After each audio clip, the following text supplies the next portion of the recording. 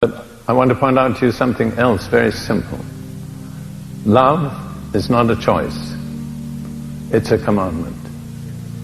Jesus said, I'm not giving you a recommendation, I'm not making a suggestion, I'm giving you a commandment. Love one another. How are we to love one another? The same way that Jesus loved us.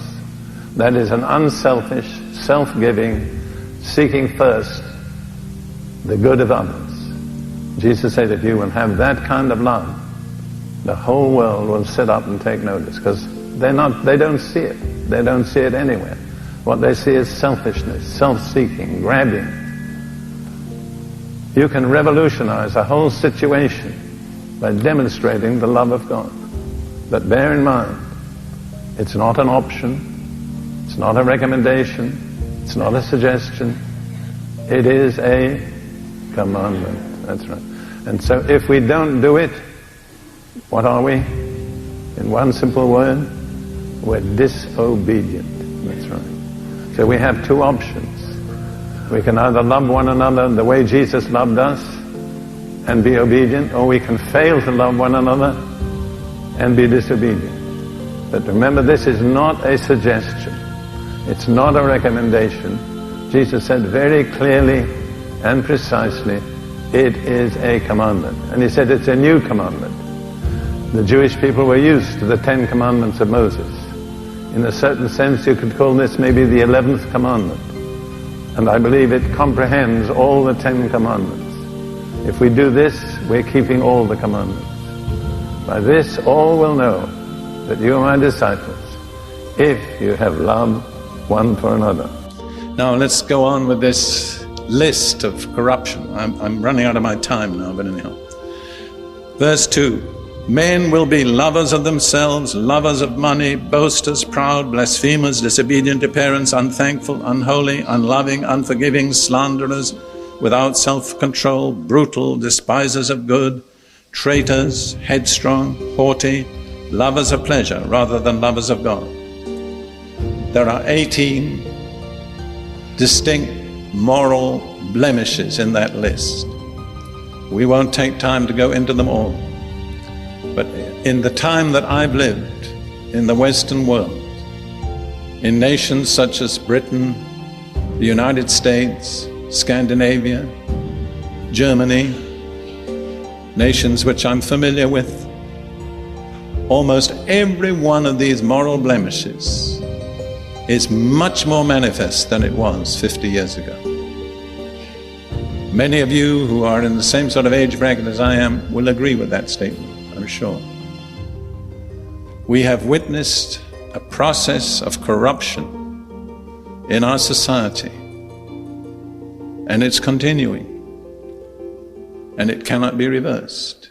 The only solution is a totally new beginning. But I want to point out to you three things which are very significant. There are three loves that really are the root of all the problems. Love of self, love of money, and love of pleasure. And I would say European culture and society, including Britain, is dominated by those three features. Love of self, love of money, love of pleasure. And you see, love of self is what leads to the breakdown of society. Because I'm so important to myself, I can't live with anybody.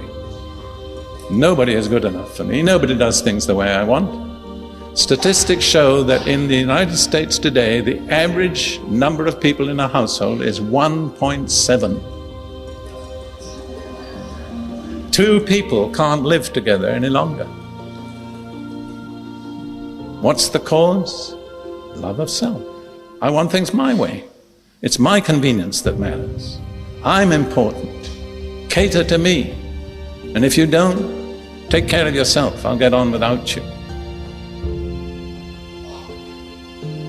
Love of money.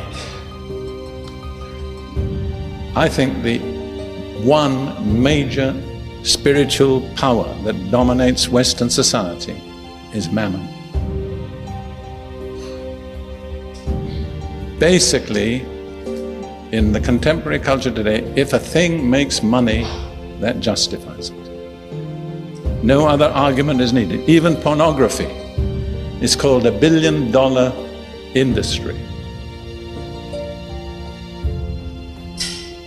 And you see, I think justice is impossible where the love of money prevails, because rich people can get away with anything.